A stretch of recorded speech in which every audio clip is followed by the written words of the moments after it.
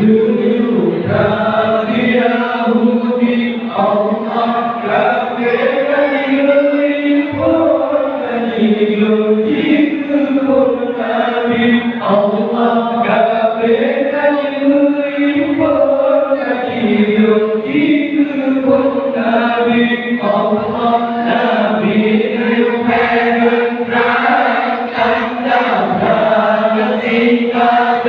Allah petunjuk dua hijrah Nabi badan masanya duyung Nabi Yahudi Allah kafirkan dimerinto hidup hidup Nabi Allah kafirkan dimerinto hidup Nabi Allah kafirkan dimerinto Nabi hanya tumirnya Nabi selawat Tuhan berkalam ilahi Allah Nabi agama Tuhan bermenang dan kafir Nabi gemercap gerekam pedesaki Allah Nabi dipegang kandang yang si kafir Allah petunjuk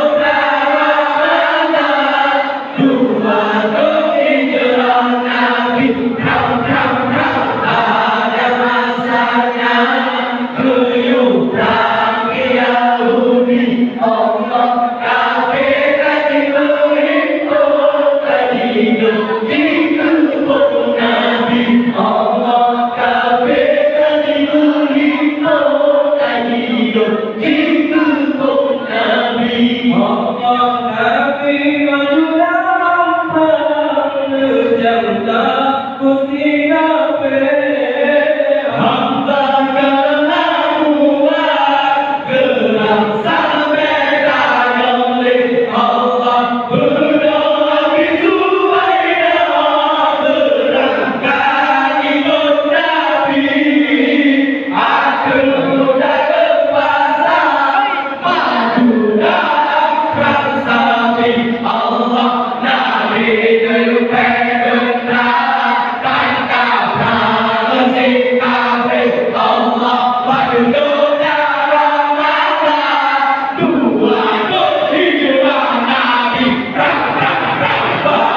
masanya beliau Nabi Yahudi Allah kafirkan dimerinto hidup Nabi Allah kafirkan dimerinto hidup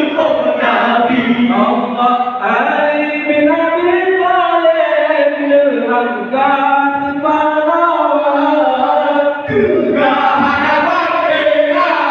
Zulfikar terbenari Allah sikap bersikap kafir datanglah hidup sinar kafir akan bisa kita Sayyidina Ali Allah